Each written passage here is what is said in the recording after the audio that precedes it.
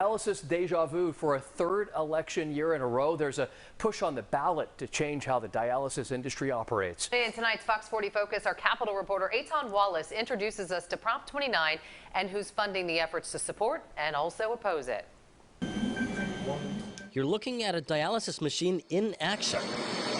Its critical function serves as a man-made kidney of sorts, taking blood from the body of a patient, filtering that blood, and then returning it back to the body. I know that without it, I wouldn't be here with you today. Dwayne Cox is one of 80,000 Californians who need to use a dialysis machine 3 times per week, each for 4 hours at a time. Cox has had to live with that regimen, traveling to dialysis clinics for treatment ever since he was first diagnosed with kidney failure more than 12 years ago. Even though it's difficult and sometimes painful, it is the best process now that's available for patients other than a kidney transplant.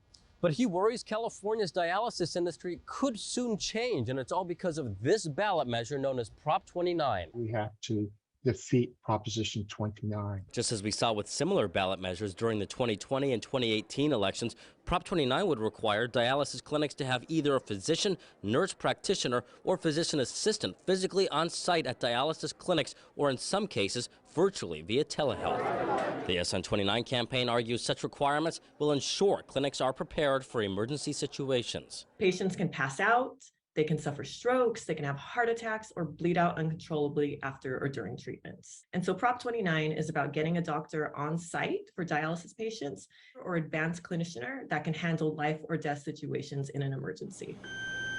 Backers of Prop 29, including the SEIU United Healthcare Workers West Union, point out the measure would also require the 600-plus licensed dialysis clinics in California to report infection data to the state. Physicians would be mandated to publicly share when they have more than 5% ownership in a clinic, and the state would have to give final approval before a clinic closes or reduces staff.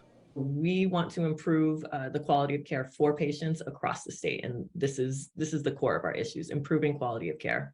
But the No on 29 campaign, which is funded heavily by dialysis providers DaVita and Fresenius Medical Care, argue the measure's requirements for staffing would be just too costly, forcing some clinics to close. The Yes on 29 campaign disputes that claim, but Cox says concerns over possible clinic closures are valid, and it's something he does not want to risk. That means the dialysis patients who normally have to rely upon dialysis and their dialysis centers to be there and available for them will have to find other places that are more likely further away from home, more difficult to get to, and some may miss dialysis sessions like I did once, and I ended up in the emergency room.